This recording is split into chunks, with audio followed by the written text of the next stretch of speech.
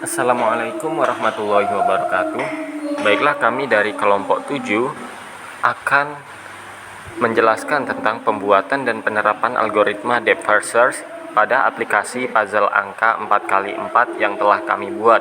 Sebelumnya saya akan memperkenalkan terlebih dahulu anggota kelompok 7. Yang pertama Asrofi, yang kedua Endah Rahma Putri, yang ketiga Stefani Ayu Resti, dan yang keempat Mirnawati. Langsung saja untuk penjelasannya. Baiklah, di sini saya akan menjelaskan tentang pengenalan aplikasi yang kami buat. Dalam pembelajaran struktur data dan algoritma ini, kami membuat tugas akhir yaitu membuat aplikasi game puzzle 4x4. Aplikasi ini menggunakan algoritma searching yang bertujuan mencari atau menemukan data atau informasi yang sedang dicari dalam sebuah kumpulan data yang sama.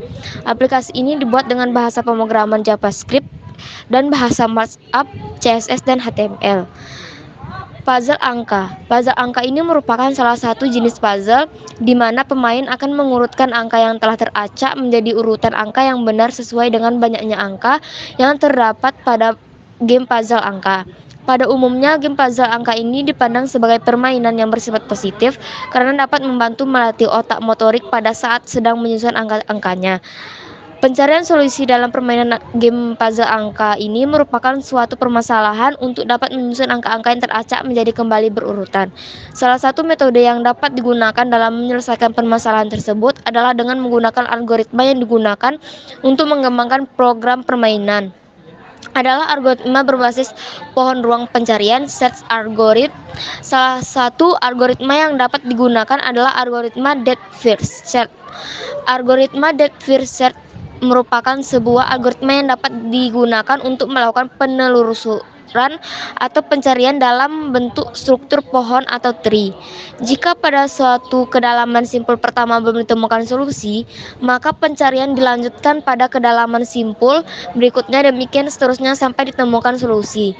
Setelah ditemukannya algoritma yang dapat diterapkan dalam permainan puzzle sehingga dapat membantu dalam penyelesaian game puzzle menjadi susunan yang berurutan, maka selanjutnya program komputer dalam membuat game puzzle pun dapat dibuat dengan bantuan algoritma depth first search.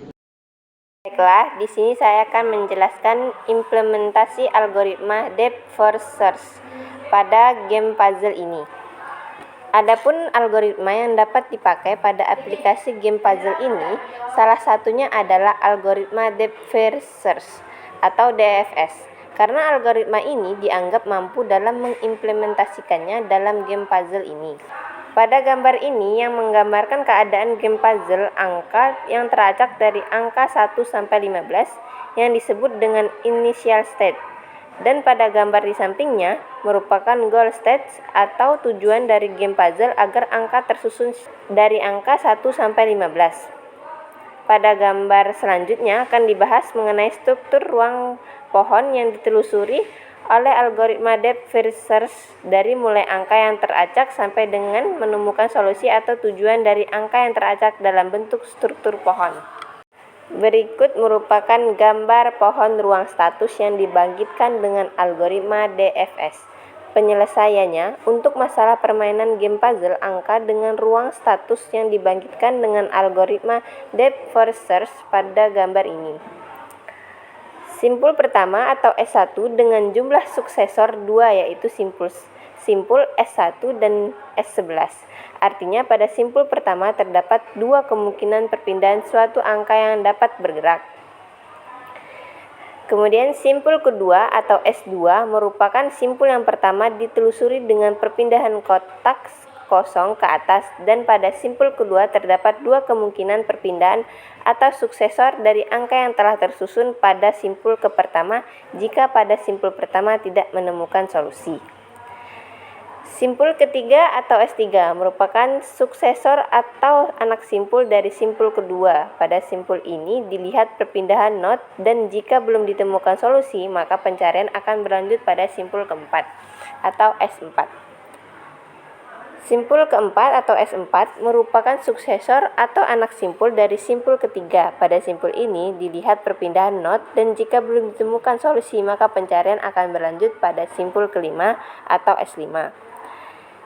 Simpul kelima atau S5 merupakan suksesor atau anak simpul dari simpul keempat. Pada simpul ini dilihat perpindahan not dan jika belum ditemukan solusi maka pencarian akan berlanjut pada simpul keenam atau S6. Simpul keenam atau S6 merupakan suksesor atau anak simpul dari simpul kelima. Pada simpul ini dilihat perpindahan not dan jika belum ditemukan solusi maka pencarian akan berlanjut pada simpul ketujuh atau S7 pada anak simpul.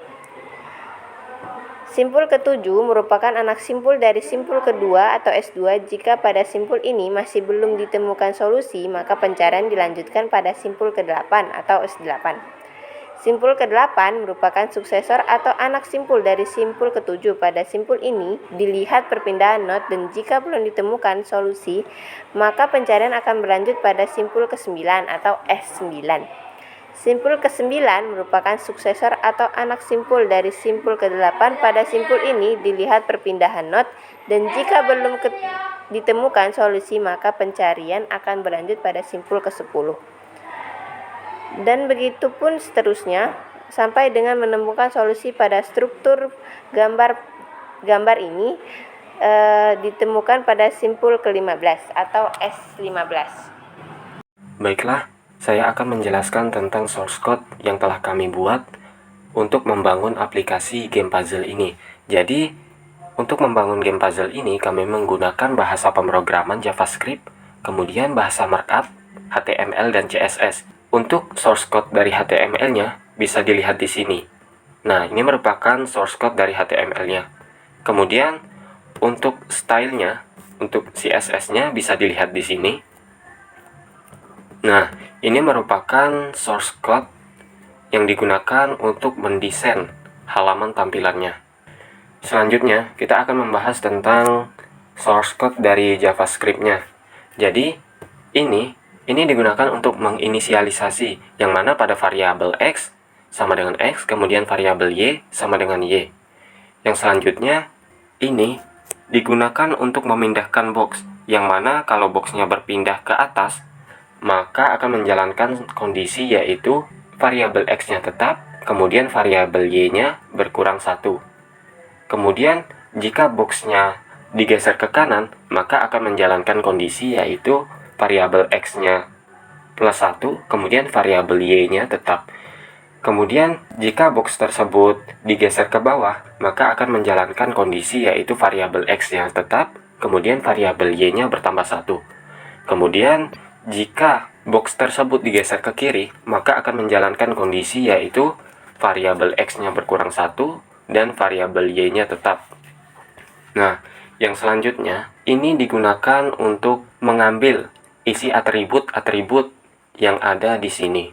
Nah, di bawahnya, ini digunakan untuk mengacak box menjadi random.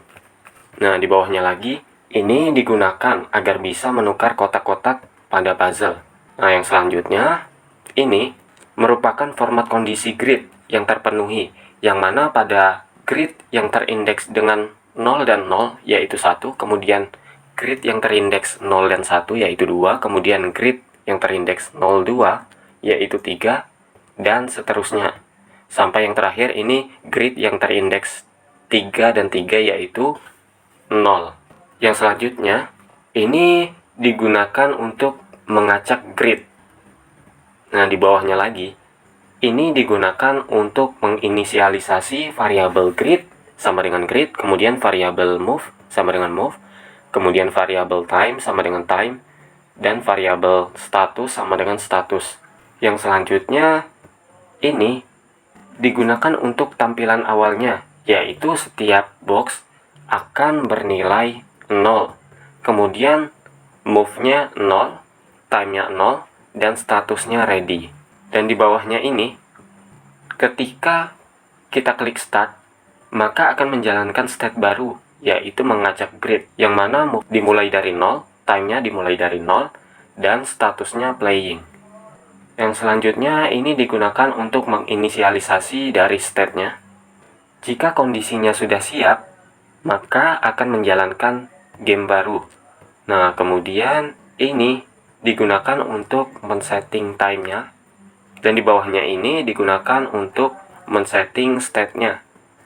di bawahnya lagi, ini terdapat sintaks yang digunakan agar ketika salah satu box diklik, maka akan berpindah ke box kosong yang di sampingnya. Kemudian, di sini juga terdapat logika, yang mana jika grid tersebut terpenuhi, maka statusnya akan menjadi won. Dan jika pada logika ini bernilai else, maka statusnya tidak akan berubah. Yang selanjutnya di sini terdapat render.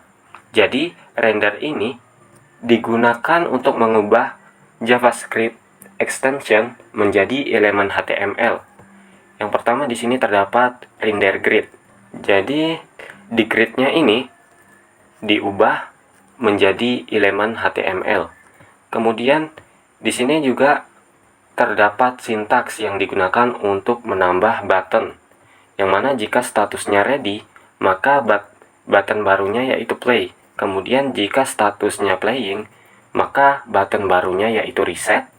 Kemudian jika statusnya won, maka button barunya yaitu play. Kemudian di sini terdapat render move juga. Di bawahnya terdapat render time, dan yang terakhir di sini terdapat render message, yang mana jika statusnya won atau terpenuhi semuanya bernilai true, maka akan menjalankan pesan yaitu you win. Kemudian jika else, maka tidak akan menampilkan pesan apapun. Berikut merupakan tampilan awal dari aplikasi game puzzle. Ketika button play diklik, maka akan muncul angka-angka acak seperti tampilan gambar tersebut. Setelah button play diklik, maka akan memunculkan angka-angka secara acak yang harus pengguna susun agar berurutan menjadi angka 1 sampai 15. Ketika angka di sebelah box yang kosong diklik, maka akan dipindahkan ke box yang kosong. Di tampilan ini juga terdapat menu reset yang dapat digunakan ketika ingin mengecek ulang angka tersebut. Selain itu juga terdapat move yang menunjukkan beberapa banyak langkah yang digunakan untuk menyelesaikan game puzzle ini. Yang terakhir, terdapat time yang menunjukkan berapa lama waktu yang digunakan user dalam mengurutkan angka tersebut. Gambar di atas merupakan tampilan ketika user telah berhasil mengurutkan angka 1 sampai 15, yang mana akan memunculkan pesan you win.